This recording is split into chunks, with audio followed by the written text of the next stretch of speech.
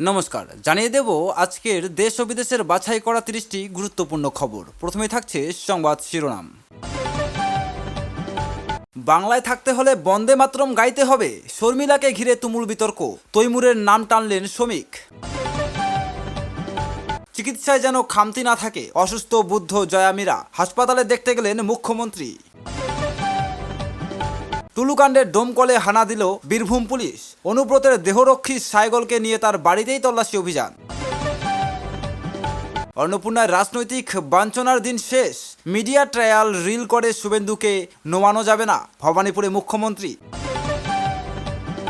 বারুইপুরের মতো এনকাউন্টার দরকার খড়গপুরেও, দিলীপের হুঁশিয়ারি, পাতাখোড়া মাফিয়া গুন্ডাদের, বিঁধলেন পুলিশকেও। রচনা বন্দ্যোপাধ্যায়ের মুখে মোদি প্রশংসা, অন্নপূর্ণা নিয়ে আশ্বাস, চুচুড়ায় বসে কি বললেন সংসদ। যাদবপুরে জাতীয়তাবাদ প্রতিষ্ঠা করবই, যতই আহা উহু হোক, সরকার নিজের অবস্থান থেকে এক চুলও সরবে না, জানালেন মুখ্যমন্ত্রী।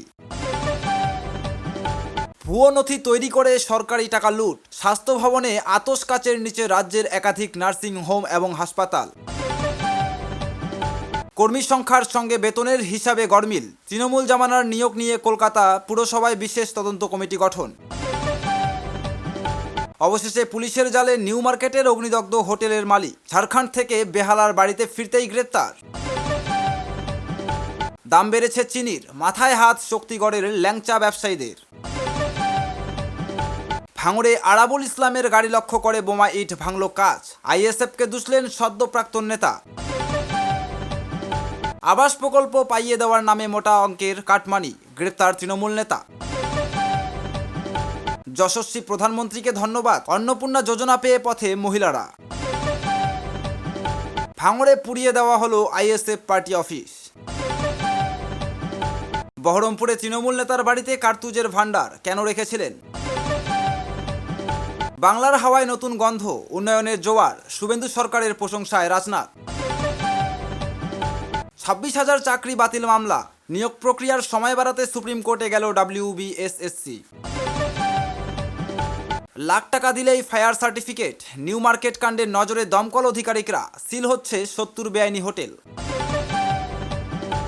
আয়ুষ্মান কার্ডে সমস্যা থাকলে তবেই রোগীর চিকিৎসা হবে স্বাস্থ্য সাথীতে, স্পষ্ট ঘোষণা রাজ্যের। নিয়ন্ত্রণ হারিয়ে সোজা ডিভাইডারে ধাক্কা, নদিয়ায় আগুনে পুড়ে ছাই যাত্রীবাহী বাস, মৃত এক, আহত বহু।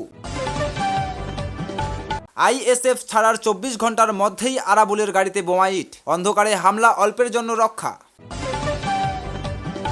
দুই তৃণমূলকে মেলালেন বিমান, বামফ্রন্ট চেয়ারম্যানের আরোগ্য কামনা করে পোস্ট ঋতব্রত এবং কুণালের। ডবল ইঞ্জিনে দুর্দান্ত গতি, গার্ডেন রিচে যুদ্ধজাহাজ নির্মাণে নতুন 5 প্রকল্পের শিলান্যাস রাজনাথ শুভেন্দুর। বিধানসভার গ্রন্থাগার থেকে নেওয়া রবীন্দ্রনাথের 19টি বই ফেরত দেননি মমতা। এতক্ষণ শুনছিলেন সংবাদ শিরোনাম, পুরো বিস্তারিত জানতে ভিডিওটি অবশ্যই শেষ পর্যন্ত দেখুন। বন্দে মাতরম নিয়ে বিতর্ক ক্রমশই দলা পাকিয়ে উঠেছে, যা ছিল সেফ জাতীয় রাজনীতির তর্কের বিষয়। শনিবাসরীয় দুপুরে তা এবার বাংলাতেও এসে আছড়ে পড়ল এবং মুখ্যমন্ত্রী শুভেন্দু অধিকারী স্পষ্টাস্পষ্টি জানিয়ে দিলেন, বাংলায় থাকতে হলে বন্দে মাতরম গাইতে হবে। এদিন ভবানীপুরে দলের একটি অনুষ্ঠানে উপস্থিত ছিলেন মুখ্যমন্ত্রী। দেখা যায় সেই অনুষ্ঠানেও বন্দে মাতরমের 6টি স্তবকই গাইছেন শুভেন্দু অধিকারী। গানের 2টি স্তবক ছাড়া বাকিরা যখন অনেকেই জানেন না বা বলতে পারেন না, তখন মুখ্যমন্ত্রী যেভাবে গোটা গানটি গাইলেন তা দেখার মতোই ছিল। মুখ্যমন্ত্রীর স্পষ্ট বক্তব্য, পশ্চিমবঙ্গে থাকতে হলে বন্দে মাতরম গাইতে হবে। এ ব্যাপারে এদিন যাদবপুর বিশ্ববিদ্যালয়ের পরিস্থিতি নিয়েও তীব্র প্রতিক্রিয়া জানিয়েছেন মুখ্যমন্ত্রী শুভেন্দু অধিকারী। তার অভিযোগ, যাদবপুর বিশ্ববিদ্যালয়ে বন্দে মাতরম বলতে দেওয়া হয় না, জাতীয় পতাকা তোলা হয় না এবং শিক্ষা দপ্তরকে সিসিটিভি ক্যামেরাও বসাতে বাধা দেওয়া হয়। শুভেন্দু বলেন, যাদবপুরে জানেন বন্দে মাতরম বলতে দেওয়া হয় না, জাতীয় পতাকা ওঠে না, শিক্ষা দপ্তর বা সিসিটিভি ক্যামেরাও বসাতে বাধা দেওয়া হয়। বিশ্ববিদ্যালয়ে টুকরে টুকরে গ্যাং এবং জিহাদি গোষ্ঠী সক্রিয় রয়েছে বলে অভিযোগ করেন তিনি। কাশ্মীর মাঙ্গে আজাদির মতো স্লোগান যারা দেন তাদের বিরুদ্ধে কঠোর ব্যবস্থা নেওয়ার হুঁশিয়ারিও দিয়েছেন মুখ্যমন্ত্রী। তার কথায়, টুকরে টুকরে গ্যাং, জিহাদি গোষ্ঠী, কাশ্মীরের সঙ্গে কাশ্মীর মাঙ্গে আজাদি, এসব কথা যারা বলছে তাদের মুখ সেলাই করার দায়িত্বটা আমাদের। এরপরেই শুভেন্দু বলেন, যাদবপুর নিয়ে যারা মিডিয়া কাটছেন জেনে রাখুন, এ রাজ্যে থাকতে গেলে বন্দে মাতরম গাইতেই হবে। প্রবীণ অভিনেত্রী শর্মিলা ঠাকুর সম্প্রতি বলেছিলেন, প্রথম 2 স্তবকই সর্বধর্মের মানুষের কাছে গ্রহণযোগ্য। গানের বাকি অংশে যেহেতু দুর্গা, কালী সহ দেবদেবীর প্রসঙ্গ রয়েছে, তাই যারা একেশ্বরবাদে বিশ্বাস করেন তাদের অস্বস্তি হতে পারে। শর্মিলা এও বলেছিলেন, ভারতের সব ধর্মের মানুষকে সঙ্গে নিয়ে চলতে হলে বন্দে মাতরমের প্রথম দুটি স্তবকই অত্যন্ত উপযোগী। এদিন সেই প্রসঙ্গ টেনে এনে আবার বিজেপির রাজ্য সভাপতি শ্রমিক ভট্টাচার্য শর্মিলার নাতি তৈমুর আলী খানের নাম টেনে ব্যক্তিগত আক্রমণ করেছেন। রাজ্যের ক্রীড়ামন্ত্রী ইন্দ্রনীল খাড়োর প্রশ্ন, দেশপ্রেমের পাঠ কি বিজেপিকে শর্মিলা ঠাকুর বা কংগ্রেসের কাছ থেকে নিতে হবে? তারই পাল্টা হিসাবে শ্রমিক এদিন বলেন, শর্মিলা ঠাকুর তার ব্যক্তিগত মতামত বলতেই পারেন, কিন্তু যে আক্রমণকারী তৈমুর ভারতে এসে মন্দির ধ্বংস করেছিল, সাধারণ মানুষকে হত্যা ও ধর্মান্তরিত করেছিল, সেই একই নাম রয়েছে ওর নিজের বাড়িতেও। সাইফ আলী খান ও করিনা কাপুর খানের বড় ছেলে তথা শর্মিলার নাতি তৈমুরের নাম উল্লেখ করে শ্রমিকের মন্তব্য, উনি নিজের নাতির নাম রেখেছেন তৈমুর আলী খান, তাই বন্দে মাতরম নিয়ে উনি যত কম কথা বলেন ততই মঙ্গল। শ্রমিকের এই মন্তব্যের পরে বিতর্ক আরও বেড়েছে, কারণ বন্দে মাতরমের স্তবক নিয়ে শর্মিলার মতামতের জবাব দিতে গিয়ে তার পরিবারের এক শিশুর নাম টেনে আনা কতটা সঙ্গত সেই প্রশ্ন উঠেছে। প্রথম দুই স্তবক নিয়ে বিতর্ক কেন?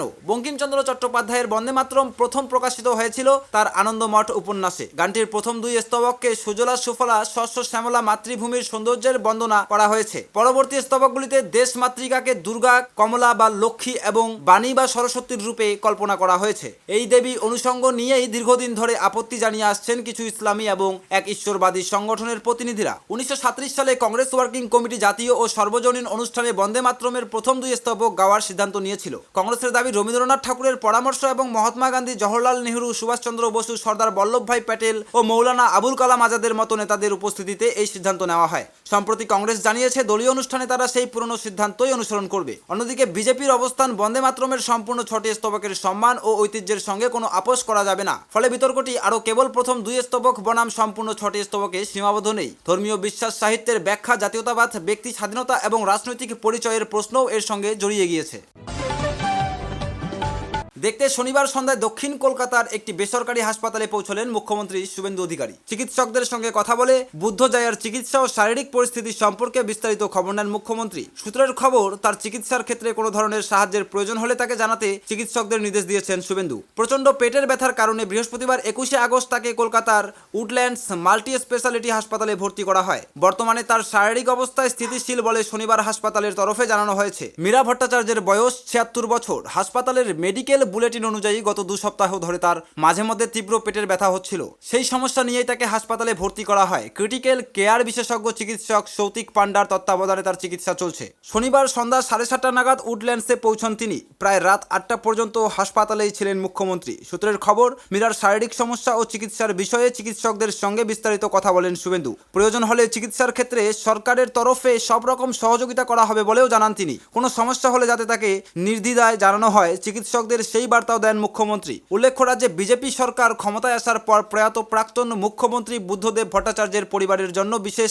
নিরাপত্তার ব্যবস্থা করেছিলেন শুভেন্দু অধিকারী। সেই উদ্যোগের প্রশংসাও আগে শোনা গিয়েছিল মীরার মুখে। এবার অসুস্থ অবস্থায় তাকে দেখতে মুখ্যমন্ত্রী হাসপাতালে যাওয়ার ঘটনায় ফের সৌজন্যের ছবি উঠে এলো। মীরা ভট্টাচার্যের শারীরিক অবস্থান মূল্যায়ন এবং চিকিৎসার পরবর্তী পদক্ষেপ স্থির করতে একটি বহুবিভাগীয় মেডিকেল বোর্ড গঠন করেছে হাসপাতাল। সেই বোর্ডে রয়েছেন হৃদরোগ বিশেষজ্ঞ অধ্যাপক চিকিৎসক সরোজ মণ্ডল, গ্যাস্ট্রো এন্টেরোলজিস্ট চিকিৎসক শাশ্বত চট্টোপাধ্যায়, অ্যান্ড্রোক্রিনোলজিস্ট চিকিৎসক সেমন্তী চক্রবর্তী। হাসপাতাল সূত্রের খবর, আপাতত মীরা ভট্টাচার্যের শারীরিক অবস্থা স্থিতিশীল, তবে চিকিৎসকদের পর্যবেক্ষণে তাকে আরও কয়েকদিন হাসপাতালে রাখা হতে পারে। বীরভূমের পাথর ব্যবসায়ী টুলু মণ্ডলের মামলায় এবার মুর্শিদাবাদের ডোমকলে হানা দিল বীরভূম জেলা পুলিশ। অনুব্রত মণ্ডলের প্রাক্তন দেহরক্ষী সাইগল হোসেনকে আগেই গ্রেপ্তার করা হয়েছে। ডোমকলে তার বাড়িতে এবার তল্লাশি চালালো পুলিশ। শনিবার রাতে সাইগলকে নিয়েই তার বাড়িতে যান তদন্তকারী আধিকারিকেরা। বেশ কিছুক্ষণ তল্লাশি চলে, তবে সেখান থেকে কি পাওয়া গিয়েছে এখনো স্পষ্ট নয়। সাইগলের বোলপুরের ফ্ল্যাটে হানা দিয়ে নগদ 13 লক্ষ টাকা এবং 800 গ্রাম সোনা উদ্ধার করেছিল পুলিশ। সেই দিনই তাকে গ্রেপ্তার করা হয়। শনিবার মুর্শিদাবাদের বহরমপুরে টুলু ঘনিষ্ঠ প্রবীর দাসের শ্বশুর বাড়িতে যায় বীরভূম পুলিশের বিশেষ তদন্তকারী দল। 3 ঘন্টা তল্লাশির পর একটি কালো ব্যাগ নিয়ে বেরিয়ে যায় পুলিশ। সূত্রের খবর, সেখান থেকেই সাইগলের যোগসূত্র পাওয়া গিয়েছে। তাই তারপর প্রবীর এবং সাইগলকে সঙ্গে নিয়ে পুলিশ পৌঁছে যায় ডোমকলে। সাইগলের পরিবারের লোকজনের সঙ্গে কথা বলেন তদন্তকারীরা। একাধিক নথিপত্র খতিয়ে দেখেন। বীরভূমের মোহাম্মদ বাজারের ভূমি দপ্তরের করণিক হিসেবে কর্মরত প্রবীর। অভিযোগ, প্রশাসনিক পদে থাকার সুবাদে টুলুর হয়ে কাজ করতেন তিনি। প্রতিদিন মোটা অঙ্কের টাকাও নিতেন। তোলাবাজি, আর্থিক কারচুপির অভিযোগে প্রবীরকে গ্রেপ্তার করেছে পুলিশ। তাকে জেরার পর বহরমপুরের ইন্দ্রপ্রস্থে তার শ্বশুরবাড়িতে হানা দেন তদন্তকারীরা। তারপর তল্লাশি চালানো হলো সাইগলের বাড়িতেও। টুলুর আত্মীয় মিনার মণ্ডলের বাড়ি থেকে নগদ 28.5 কোটি টাকা এবং 15 কেজি সোনা উদ্ধার করা হয়। তাকে গ্রেপ্তারির পর থেকেই টুলুর সন্ধানে রয়েছে পুলিশ, কিন্তু তিনি এখনও ধরা পড়েননি। আড়ালে থেকেই আদালতে রক্ষাকবচের আবেদন জানিয়েছে, যদিও তাতে খুব একটা স্বস্তি পাননি। কলকাতা হাইকোর্ট পুলিশই তদন্তে হস্তক্ষেপ করেনি। সূত্রের খবর, বিধানসভা নির্বাচনের ফল প্রকাশের পর থেকেই টুলুকে আর এলাকায় দেখা যায়নি। তার ঘনিষ্ঠ একাধিক ব্যক্তিকে ইতিমধ্যে পুলিশ গ্রেপ্তার করেছে। তাদের জিজ্ঞাসাবাদ করে টুলু পর্যন্ত পৌঁছাতে চাইছেন তদন্তকারীরা। ক্ষমতায় আসার মাত্র 106 দিনের মাথায় রাজ্যবাসীকে দেওয়া উন্নয়ন ও সুশাসনের প্রতিশ্রুতি পূরণের খতিয়ান তুলে ধরলেন মুখ্যমন্ত্রী শুভেন্দু অধিকারী। শনিবার ভবানীপুর বিধানসভা কেন্দ্রে অন্নপূর্ণার অনুষ্ঠানে বিরোধীদের অপপ্রচার, সোশ্যাল মিডিয়ার রিল রাজনীতি এবং সংবাদ মাধ্যমের একাংশের ভূমিকা নিয়ে তোপ দাগলেন তিনি। অন্নপূর্ণা প্রকল্পে বিগত শাসক দলের আমলে বঞ্চিত পরিবারগুলিকে অগ্রাধিকার দেওয়ার ঘোষণা করার পাশাপাশি যাদবপুর বিতর্ক ও পূর্বতন সরকারের অনিয়মের ইতিহাস টেনে সুর চড়ান মুখ্যমন্ত্রী। শুধু তাই নয়, তিনি জানান প্রধানমন্ত্রী নরেন্দ্র মোদীর জন্মদিন উপলক্ষে আগামী 17 সেপ্টেম্বর রাজ্য জুড়ে অন্নপূর্ণা দিবস পালন করা হবে। সেদিন জেলায় জেলায় অন্নপূর্ণা প্রাপকরা জড়ো হবেন, আর আমি কলকাতাতে 1 লক্ষ অন্নপূর্ণাকে নিয়ে সেদিন সভা করব। বিগত 15 বছরের প্রশাসনিক স্থবিরতার কথা স্মরণ করিয়ে শুভেন্দু অধিকারী বলেন, প্রধানমন্ত্রী নরেন্দ্র মোদীর নেতৃত্বে এ রাজ্যে জাতীয়তাবাদ, প্রেম এবং হারিয়ে যাওয়া সনাতন ও বাঙালি সংস্কৃতির পুনরুজ্জীবন ঘটেছে। মাত্র 106 দিনে এই তরুণ সরকারকে বিচলিত করতে এক শ্রেণীর পরাজিত শক্তি অপপ্রচারে নেমেছে। তৃণমূল জামানাকে কাঠগড়ায় তুলে তিনি অভিযোগ করেন, সিঙ্গুর থেকে টাটাদের খেদিয়ে শিল্প ধসানো, 26,000 চাকরি চুরি, কালীঘাট থানায় গিয়ে আসামিদের লকআপ থেকে ছাড়িয়ে আনা কিংবা পিএসসি, এসএসসি ও পুলিশ রিক্রুটমেন্ট বোর্ডে দলীয় ক্যাডারদের বসিয়ে বেকার যুবক যুবতীদের স্বপ্ন ভঙ্গ করা হয়েছিল। বারুইপুরের মতো এবার এনকাউন্টার হতে পারে খড়গপুরেও।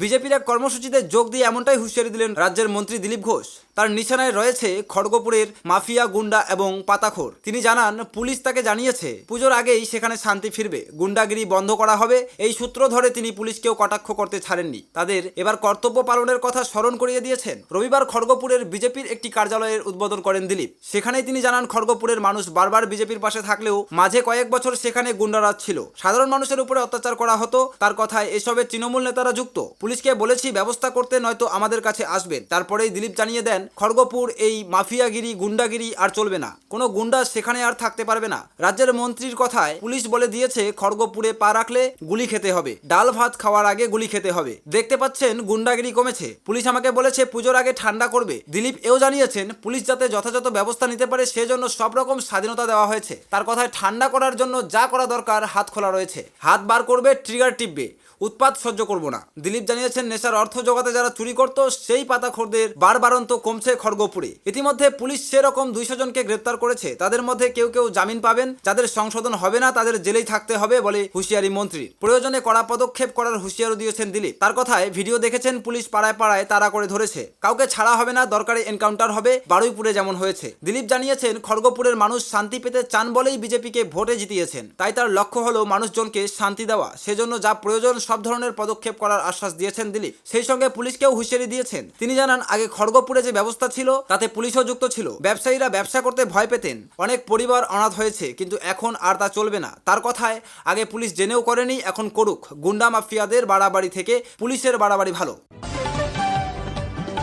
যারা এখনো অন্নপূর্ণা প্রকল্পের সুবিধা পাননি অথচ তালিকায় নাম রয়েছে, তাদের চিন্তার কোনো কারণ নেই। সবাই এই সুবিধা পাবেন। শনিবার চুঁচুড়ায় গিয়ে সাধারণ মানুষকে এমনই আশ্বাস দিলেন হুগলির এনসিপিআই সাংসদ রচনা বন্দ্যোপাধ্যায়। তার কথায়, যারা অন্নপূর্ণা পাননি অথচ এনলিস্টেড তারা সবাই পাবেন। দেওয়া শুরু হয়েছে, একটু সবুর করুন। তাও যদি না পান, নাম ঠিকানা সংসদ অফিসে এসে দিয়ে গেলে আমি ব্যবস্থা করব, সবাই অন্নপূর্ণা পাবে। এদিন চুঁচুড়ায় একাধিক ইস্যুতে সাংবাদিকদের প্রশ্নের খোলামেলা উত্তর দেন হুগলির সাংসদ। প্রধানমন্ত্রী নরেন্দ্র মোদীর উচ্ছ্বাসিত প্রশংসা শোনা যায় তার মুখে। রচনা বলেন, মানুষ এখন উপলব্ধি করছে মোদী ছাড়া গতি নেই। এদিন চুঁচুড়ার একটি হোটেলে রচনা বন্দ্যোপাধ্যায়ের উপস্থিতিতে এক নতুন রাজনৈতিক সমীকরণ চোখে পড়ে। এনসিপিআই সাংসদ রচনার পাশাপাশি ওই হোটেলে একসঙ্গে দেখা যায় চুঁচুড়ার বিজেপি বিধায়ক সুবীর নাগ, কালীঘাট তৃণমূলের কয়েকজন নেতা এবং হুগলির চুঁচুড়া পুরসভার কয়েকজন প্রাক্তন তৃণমূল কাউন্সিলরকে। এক ছাদের তলায় বিভিন্ন দলের নেতাদের এই আড্ডাকে কেন্দ্র করে জেলার রাজনৈতিক মহলে নতুন জল্পনা শুরু হয়েছে। হুগলির লোকসভা এলাকার হাই স্কুলগুলির প্রধান শিক্ষক শিক্ষিকাদের নিয়ে এদিন একটি বিশেষ বৈঠক করেন সাংসদ। মূল আলোচ্য বিষয় ছিল স্মার্ট ক্লাস ও ডিজিটাল লাইব্রেরি তৈরি। সংসদ বলেন ভবিষ্যৎ হলো এআই, তাই এখন ডিজিটাল পড়াশোনা শেখাটা অত্যন্ত জরুরি। তিনি জানান এলাকার অনেক স্কুলে ইতিমধ্যে স্মার্ট ক্লাসের জন্য আবেদন জানিয়েছে।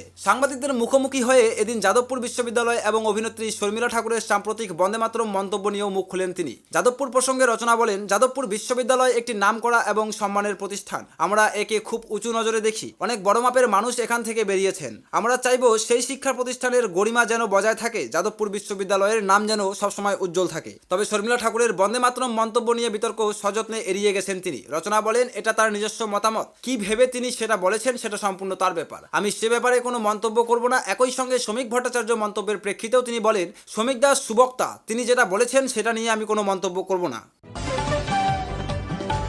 যাদবপুর বিশ্ববিদ্যালয়ের সাম্প্রতিক পরিস্থিতিকে কেন্দ্র করে রাজ্যের রাজনীতিতে হইচইয়ের অন্ত নেই। শাসক বিরোধী প্রতিদিনই কিছু না কিছু বলছেন, বলার পরও কথা ঘোরাচ্ছেন। এই পরিস্থিতিতে সেই বিশ্ববিদ্যালয়ে জাতীয়তাবাদের সওয়াল তুলে সরব হলেন মুখ্যমন্ত্রী শুভেন্দু অধিকারী। শনিবার ভবানীপুরে অন্নপূর্ণার এক অনুষ্ঠানে বিশ্ববিদ্যালয়ের অভ্যন্তরীণ পরিবেশ, বিরোধীদের ভূমিকা এবং সংবাদ মাধ্যমের একাংশের অবস্থান নিয়ে বিরক্তি প্রকাশ করেন তিনি। স্পষ্ট করে জানিয়ে দেন, যাদবপুরের ভেতরে ও বাইরে জাতীয়তাবাদ প্রতিষ্ঠা করাই তার সরকারের মূল লক্ষ্য। বিশ্ববিদ্যালয়ের অভ্যন্তরীণ প্রশাসনিক সাংস্কৃতিক অচলাবস্থা নিয়ে প্রশ্ন তুলে মুখ্যমন্ত্রী বলেন, যাদবপুরে জানেন বন্দে মাতরম বলতে দেওয়া হয় না, জাতীয় পতাকা ওঠে না, শিক্ষা দপ্তর বা সিসিটিভি ক্যামেরা বসাতে বাধা দেওয়া হয়। ক্যাম্পাসের ভেতরে এক শ্রেণীর টুকরে টুকরে গ্যাং ও রাষ্ট্রবিরোধী শক্তি সক্রিয় রয়েছে বলে অভিযোগ তুলে তিনি জানান, যারা 26শে জানুয়ারি বা 15ই আগস্ট পালন করে না, সংবাদ মাধ্যমের একাংশ তাদের পক্ষ নিয়ে যতই আহাউহু করুক, সরকার নিজের অবস্থান থেকে এক চুলো সরবে না। শুভেন্দুর স্পষ্ট ঘোষণা, এই সরকার শ্যামাপ্রসাদ মুখোপাধ্যায়ের স্বপ্ন পূরণের উদ্দেশ্যে এসেছে। রাষ্ট্রবাদ, সনাতন সংস্কৃতি, বন্দে মাতরম, তেরঙ্গা, রবীন্দ্রনাথ, নেতাজি, বঙ্কিমচন্দ্র কিংবা কালীঘাট, দক্ষিণেশ্বর ও তারকেশ্বর ধামের আস্থার সঙ্গে কোনো সমঝোতা করা হবে না। বিরোধী শিবিরের আন্দোলনকে কটাক্ষ করে মুখ্যমন্ত্রী বলেন, ধমক চমক সোশ্যাল মিডিয়ায় রিল বানিয়ে কিংবা রাস্তায় জনাকরি লোক নামিয়ে উদর পিণ্ডি বুদর ঘাড়ে চাপানোর চেষ্টা করে লাভ নেই। তৃণমূলকে খণ্ড বিখণ্ড দল বলে দাগিয়ে দিয়ে তিনি বলেন, পিসির ঘরে তালা ঝুলছে, ভাইপো বিদেশে, আর বাকি নেতারা দিশাহীন হয়ে উত্তর দক্ষিণে ঘুরছেন। আপনাদের এসব বুদ্ধি চলবে না। একই সঙ্গে সিপিএম এর লালবাবুদের উদ্দেশ্যে সুর চড়িয়ে শুভেন্দু বলেন, জামানত বাজেয়াপ্ত হওয়া দল দিল্লি থেকে ডরিনা ক্রসিং হয়ে যাদবপুরের অন্দরে ঢুকে যতই মরা কান্না কাঁদুক না কেন, রাজনৈতিক জল আর বেশি দূর গড়াবে না। নিজের রাজনৈতিক সংগ্রামে অতীত মনে করিয়ে দিয়ে মুখ্যমন্ত্রী জানান, তিনি কঠিন লড়াইয়ের পথ পার করেই আজকের জায়গায় পৌঁছেছেন। সিপিএম যখন রাজনৈতিক ক্ষমতার মধ্য গগনে এবং রাজ্যে তাদের 235টি আসন, সেই সময়ে দাঁড়িয়েও তমলুক সিপিএম এর ছোট মুখ্যমন্ত্রী লক্ষণ শেঠকে তার নিজের এলাকায় 1,73,000 ভোটের বিরাট ব্যবধানে হারিয়েছিলেন তিনি। ফলে অপপ্রচার বা মিডিয়ার ট্রায়াল চালিয়ে তার সরকারকে যে দমানো যাবে না, ভবানীপুরের মঞ্চ থেকে সেই বার্তাই স্পষ্ট করে দেন মুখ্যমন্ত্রী। স্বাস্থ্য পরিষেবা সহজলভ্য করার দাবি জানিয়ে সপ্তাহখানেক আগেই চালু হয়েছে আয়ুষ্মান ভারত। শর্তাবলীর গেরুয়া আয়ুষ্মানের আশীর্বাদ থেকে কেউ বাদ পড়লে তাদের জন্য রয়েছে মুখ্যমন্ত্রীর স্বাস্থ্য বীমা যোজনা, রয়েছে স্বাস্থ্যসাথীও। অভিযোগ, রাজ্য সরকারের এই ত্রিমুখী বীমা ব্যবস্থার জন্য ত্রিপুল টাকার তহবিলের নজর পড়েছে এক শ্রেণীর অসাধু নার্সিং হোম এবং ব্যবসায়ীদের। স্বাস্থ্য ভবনের অন্তর্তদন্তেই ধরা পড়েছে এই অনিয়ম। সম্প্রতি পূর্ব বর্ধমানের একটি নার্সিং হোমে অচমকা পরিদর্শনে যায় স্বাস্থ্য ভবনের প্রতিনিধি দল। সেই পরিদর্শনেই ভুয়ো বিল তৈরি করে সাধারণ মানুষের জন্য বরাদ্দ অর্থ লুট করা হয়েছে বলে ধরা পড়ে। অভিযোগ এমনটাই, যার প্রেক্ষিতে ওই বেসরকারি মাল্টি স্পেশালিটি হাসপাতাল কর্তৃপক্ষের বক্তব্য জানতে চাওয়া হয়েছে। স্বাস্থ্য ভবন সূত্রের খবর, মূলত 4 প্রশ্নের অনিয়ম ধরা পড়েছে। স্বাস্থ্যসাথী প্রকল্পে মেডিকেল ম্যানেজমেন্ট প্যাকেজ নামে একটি ভাগ রয়েছে। প্রকল্পের এই ভাগে কোনো রোগীকে ভর্তি করানো হলে চিকিৎসার খরচের কোনো সীমা ধার্য করা নেই। রোগীর অস্ত্রোপচার করতে হলে তার প্যাকেজ আলাদা, এক্ষেত্রে খরচের সীমা নির্দিষ্ট করা হয়েছে। বর্ধমানের নার্সিংহোমের বিরুদ্ধে অভিযোগ, অস্ত্রোপচারের রোগীকে মেডিকেল ম্যানেজমেন্ট প্যাকেজে ভর্তি করিয়ে ভুয়ো বিল তৈরি করা হয়েছে। স্বাস্থ্য ভবনের এক আধিকারিক জানান, অর্থোপেডিক অস্ত্রোপচারের খরচ যেখানে 30,000 থেকে 45,000 টাকা, সেখানে মেডিকেল ম্যানেজমেন্ট প্যাকেজ ব্রেন স্ট্রোকের চিকিৎসার খরচ দেখানো হয়েছে 90,000 টাকা। এ ধরনের 14টি ঘটনা পাওয়া গিয়েছে। শুধু কি তাই,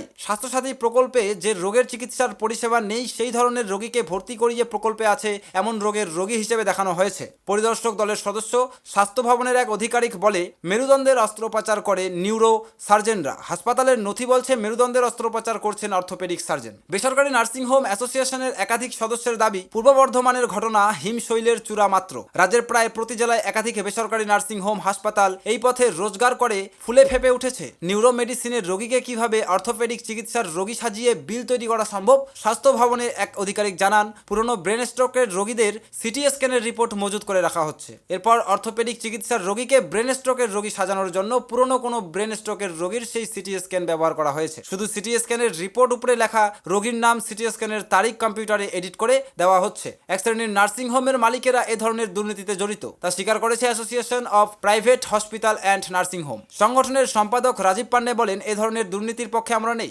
সরকারি প্রকল্পের সুবিধা সাধারণ মানুষের কাছে স্বচ্ছতার সঙ্গে যাতে পৌঁছায় সেটাই আমরা চাই। সেই জন্য দুর্নীতিতে লিপ্ত এ ধরনের নার্সিং হোম হাসপাতালকে আমরা সংগঠনের সদস্য করব না বলে সিদ্ধান্ত নিয়েছি। আর যে নার্সিং হোম কর্তৃপক্ষের বিরুদ্ধে অনিয়মের অভিযোগ, তার অন্যতম কর্ণধার পঙ্কজ মুখোপাধ্যায় বলেন, গত বৃহস্পতিবার স্বাস্থ্য ভবনের চিঠি আমরা পেয়েছি। আমাদের মোট 4টে হাসপাতাল রয়েছে, কোথায় কি হচ্ছে তার সবটা মালিকের পক্ষে জানা সম্ভব নয়। আমাদের ইন্টারনাল অডিট চলছে, সোমবার রিপোর্ট পেলে এই বিষয়ে বক্তব্য জানাতে পারবো। স্বাস্থ্য ভবনকেও সে কথা জানানো হয়েছে।